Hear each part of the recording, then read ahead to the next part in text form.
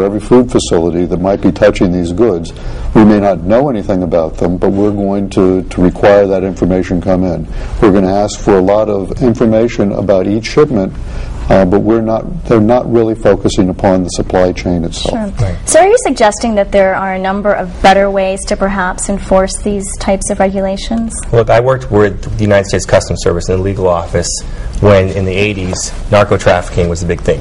Drugs coming to the United States. So it's probably a very similar It's a very similar process. Investigation. You know, now we don't have the war on drugs because we lost that war. Now we have the war on terrorism. So, as Lee was explaining, this is a very blunt sword to attack a serious problem. But I think it'll be ultimately ineffective in stopping any kind of bioterrorist threat from entering our food supply. Right. Interestingly enough, I saw, I believe yesterday on one of the terrorist websites, that there was in fact a shipment from Egypt to Canada that they found was carrying anthrax. And this was just last week. And that shipment from Canada, I believe, was en route to the U.S.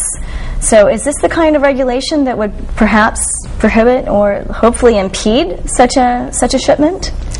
I don't think so. Personally, I think that the task, the goal that they were pretending to get to is not being fulfilled. They are leaving too much space. What I mean is that maybe the terrorists, they can comply with everything. They can register thousands of facilities. They can make perfect prior notices, much better than we can do it. I mean, the legal, the illicit people. And so, as there is no FDA people flying down to visit all the facilities being registered, they don't know whether they are legitimate, they don't know whether they exist, what they are exporting really.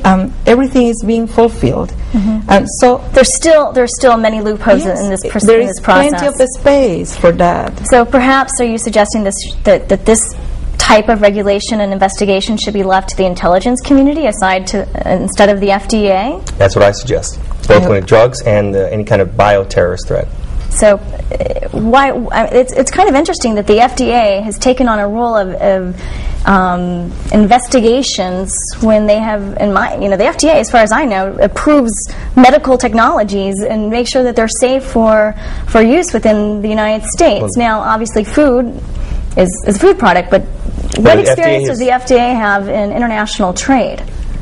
Well, the FDA has always had jurisdiction over food, cosmetics, and medical devices. With food, with all of those coming into the United States. So since the FDA has existed for decades, that's been their authority. But you're right, they don't have investigators like the U.S. Customs Service used to, or other law enforcement agencies have.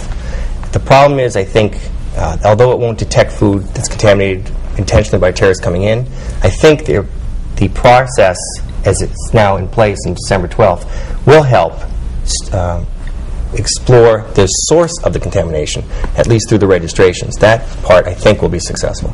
I think another interesting issue is how will this impact domestic food supply chain? I mean, we're talking about the international in terms of the number of companies that perhaps depend on importers of perishable goods from South and Central America. But what's an example of how a domestic company should be paying attention to these new regulations? Well, the FDA has to register domestic, that is U.S. companies, just as it does foreign companies. So you're saying that every U.S. company that is involved in transporting food products has to register under these new regulations? Even more warehousing. Any facility that holds any food product for any length of time would have to be registered with the Food and Drug Administration. So what percentage of the corporate or companies out there do you think are aware of these new regulations that are approaching very quickly? Not enough. And it's actually more broad than holding food. Manufacturers worldwide, includes U.S., processing of food, and packing of food. All those companies have to register. The FDA has announced they expect 400,000 companies to register before December 12th. And they're all supposed to register with the FDA website, or is there a different procedure for registering? Registration is by fax. By fax. And the advance notice is either through the automated system that the U.S. Customs Service uses, or it's through the new website system that the Food and Drug Administration has developed but not shown in public, hasn't tested it. We have no idea how it will work. We're still trying to see that, but it's supposed to be operable on the 12th of December. We just have a couple more minutes. So, in summary, if you were in charge of creating the system, what would be a quick solution to changing what we have to work with? We just have a couple minutes. I would scrap the current proposal. Okay.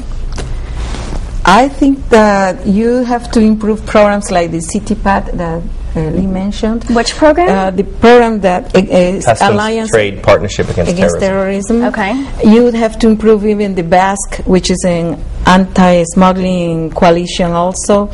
You had the experience with some programs that were totally effective, I would say. Very quiet, very silent, but they've been doing their jobs. And some products like flowers, for example, nothing to do with food, but still perishables, they have their own program with the USDA, like it's called Line Release Program, and they track each shipment. They really process it. I know it's one product, but it's been very effective, and they've been able to correct it in time. So I think you have the alternative to do something like that in food too. Well, that's exactly right. My point before was that you need to build a system off of what the trade is currently doing, what businesses do today, because the businesses want to protect their product and their name from being corrupted by a terrorist attack, by drugs, by theft. They're already doing it. And if FDA can build a system and a dialogue with the business community, they can take the best possible shot at stopping a bioterrorism threat. Great. Stay tuned for more information on the new bioterrorism rules after this break.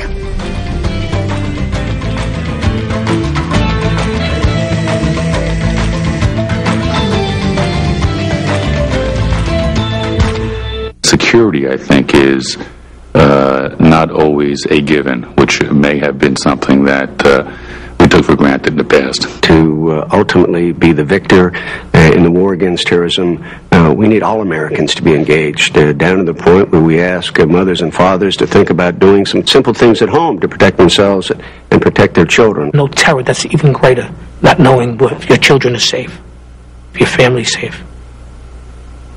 So come worse than that. People and your children understand that there is a plan. Having these plans in place is just sort of common sense. Establish like a communication plan, how to get in touch with each other. You'll have a radio, you'll have a flashlight, you'll have batteries. Make sure you have enough water and food. Have your basic essentials that you would need in everyday life. You will have done something to prepare. You were in control. You had a choice. We're asking America to be ready. People will pull together and people will make it through this. Hi, I'm Whitney Belker, and welcome back to Miami's Global Connection. If you would like more information on the Bioterrorism Act and how it can possibly impact you, please contact the websites on your screen. You can also contact the local Greater Miami chapter at the United Nations Association. We'd like to thank our guest today, Mr. Lee Sandler, who had to leave, he had to catch a flight, and Mr. Peter Quinter, as well as Mrs. Nancy Cely-Icaza, for sharing their insightful comments. Again, I'm Whitney Belker with Miami's Global Connection.